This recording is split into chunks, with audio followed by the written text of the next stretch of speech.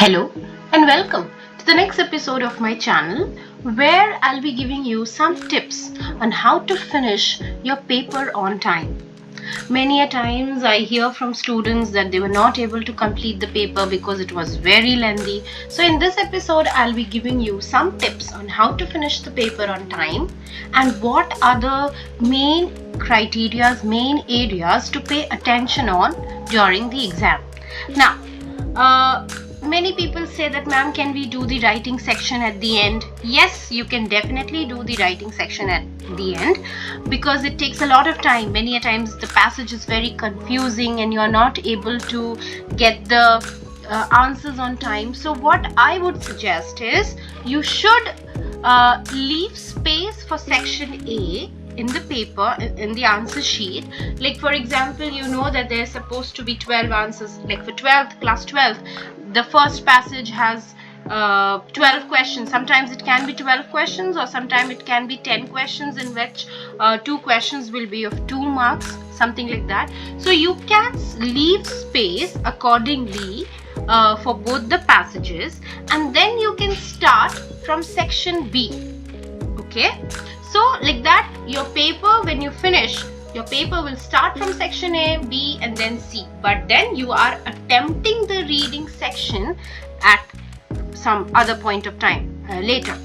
Okay, so you start with section B, which is writing, and for 10 that is writing and grammar.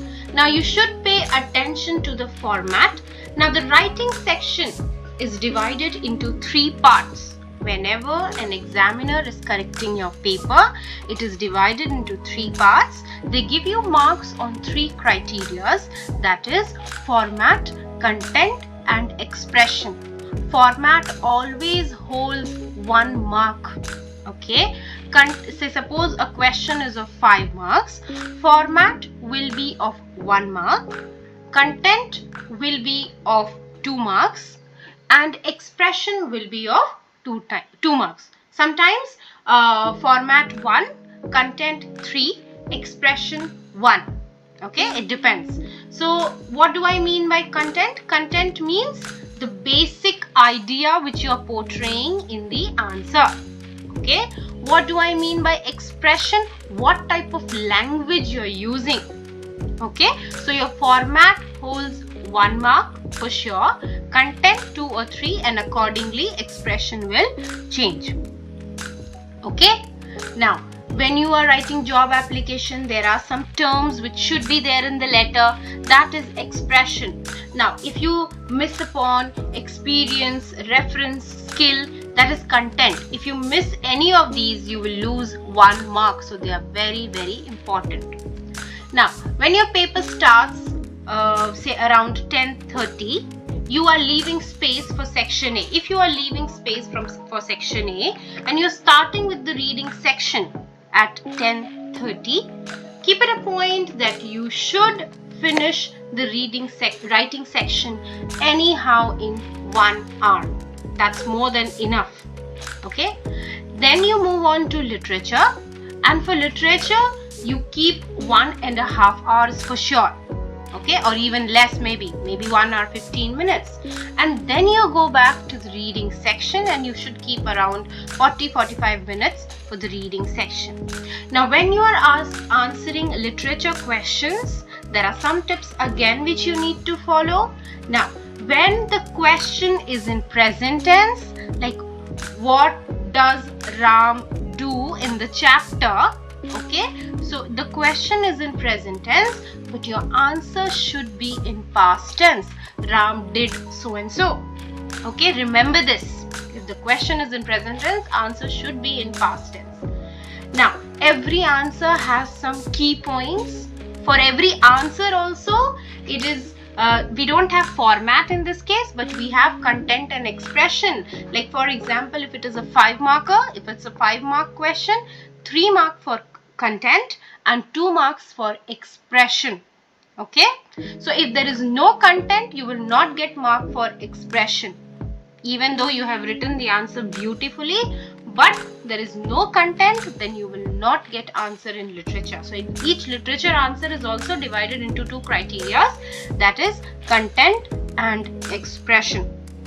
Now, if it is a value-based question, then you should first write about general ideas.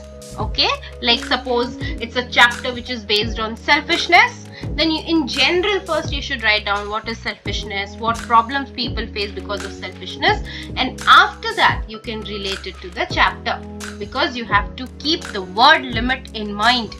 Word limit is very, very important.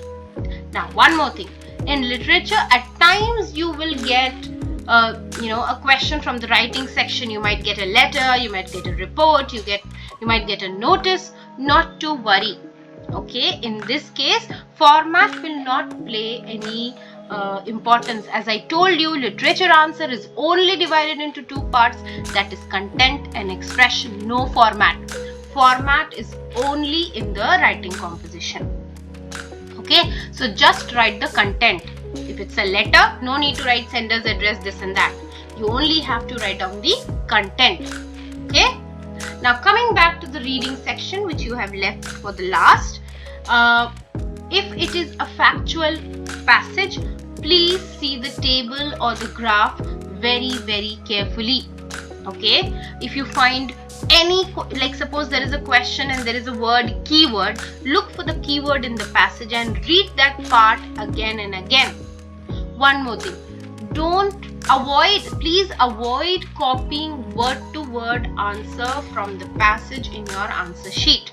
Okay, and one more thing, if there is an option in the question and you are not attempting a particular option, please don't write the option number also in the paper. Okay, please maintain a good presentation, leave a line after every answer and draw a margin. This will give a good impression about you and people will hesitate deducting your marks. Okay, so I hope these tips were useful to you. All the best. Thank you.